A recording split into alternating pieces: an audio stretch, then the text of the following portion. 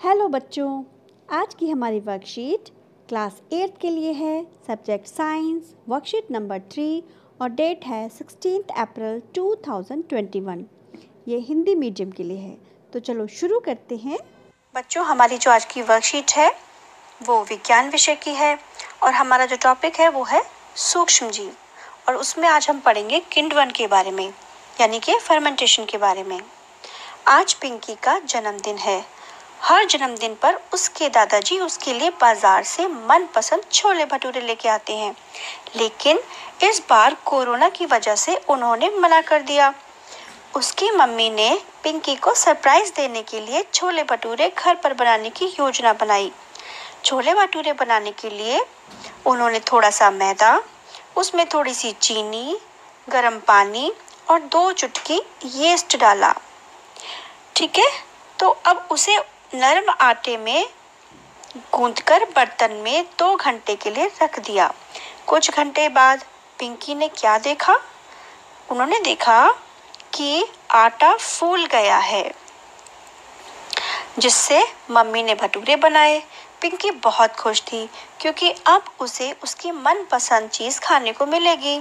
अब देखिए बच्चों, यहाँ पर जो आटा है वो फूल गया। क्यों? क्योंकि उस आटे में जो मौजूद यीस्ट है वो एक सूक्ष्म जीव है और उन्होंने तेजी से जनन किया। जनन मतलब कि अपने जैसे दूसरे उन्होंने सूक्ष्म जीव बना लिए।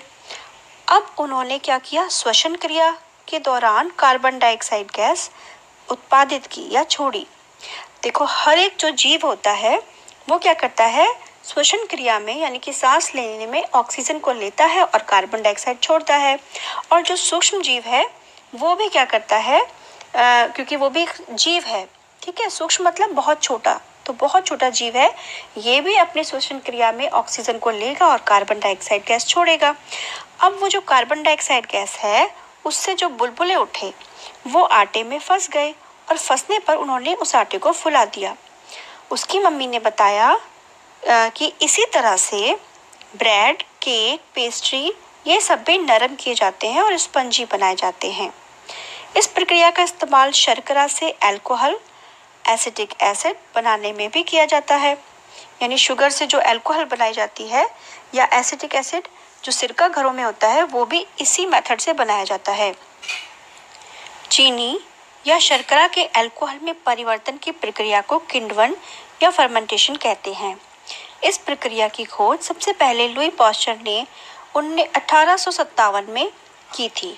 देखिए बच्चों, ये क्वेश्चन बहुत आता है कि किण्वन किसको कहा जाता है, तो ये आपको याद करना है। अच्छे से ध्यान में रखिएगा कि चीनी या शर्करा के अल्कोहल में बदलने को ही हम फर्मेंटेशन कहते हैं।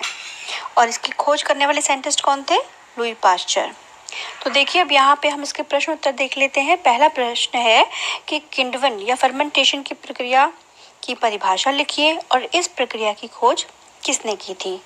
देखिए, हमने अभी बताया है इसमें कि चीनी या शर्करा के अल्कोहल में परिवर्तन की प्रक्रिया को ही हम किण्वन या फर्मेंटेशन कहते हैं। और इस प्रक्रिया की खोज किसने की थी? लुई पास्चर ने 1857 में की थी। तो ये यहाँ पर इसका आंसर हो जाएगा। अब बच्चों, यहाँ पर दूसरा प्रश्न है कि किण्वन प्रक्रिया के द्वारा किन्हीं 5 खाद्य पदार्थों के नाम लिखने हैं। तो अभी हमने यहाँ पे कुछ पदार्थों के नाम बताए थे।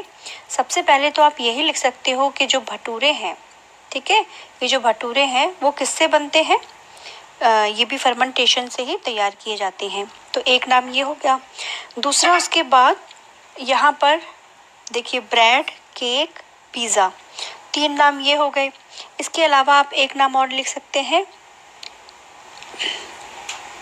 इडली, डोसा, और आप लिख सकते हैं पिज़्ज़ा, ठीक है। तो ये सारी चीज़ें आप जो भी चाहें इनमें से फर्मेंटेशन के लिए लिख सकते हैं। अब उसके बाद है थर्ड क्वेश्चन है, कौन सा सूक्ष्म जीव किण्वन प्रक्रिया में सहायक है? तो ये अभी हमने ऊपर बताया ही था कि आटे में उन्होंने क्या मिला था? यीस्ट मिलाया था। और यीस्ट क्या है? सूक्ष्म जीव है। तो आप यहाँ पर यीस्ट लिख सकते हैं। अगला प्रश्न है अपने मनपसंद किसी 2 खाने की वस्तुओं के नाम लिखिए जो कि किण्वन प्रक्रिया के द्वारा बनाई जाती हैं। अभी हमने यहाँ ऊपर 5 पदार्थों के नाम बताए थे ना खाने के, तो वो भी किण्वन प्रक्रिया के द्वारा ही बताए थे। तो उनमें से कोई आप 2 लिख सकते हो, जैसे कि आप केक लिख सकते हो या पिज़्ज़ा लिख सकते हो। और मैंने कौन से बताए थे, इसके अलावा इडली हो गया, डोसा हो गया या भटूरे हो गए। तो आप कोई भी 2 लिख दीजिए। अब इसका लास्ट क्वेश्चन है कि ऊपर की गई गतिविधि में आटा क्यों फूल गया था, उसका कारण बताना है। तो देखिए, इसका कारण हमने अभी ऊपर एक्सप्लेन किया था। तो आप यहाँ से लिख सकते हैं कि आटा इसलिए फूल गया क्योंकि उस आटे में मौजूद यीस्ट, जो कि एक सूक्ष्म जीव है, उसने तेजी से जनन करके श्वसन के दौरान कार्बन डाइऑक्साइड गैस छोड़ी और गैस के बुलबुलों ने आटे में फंसकर उसे फुला दिया। ये इसका आंसर होगा। आई होप बच्चों आपको वर्कशीट बहुत अच्छे से समझ में आ गई होगी। अगर कहीं भी आपको दिक्कत हो तो आप इस वर्कशीट को दोबारा देखिए। Thank you.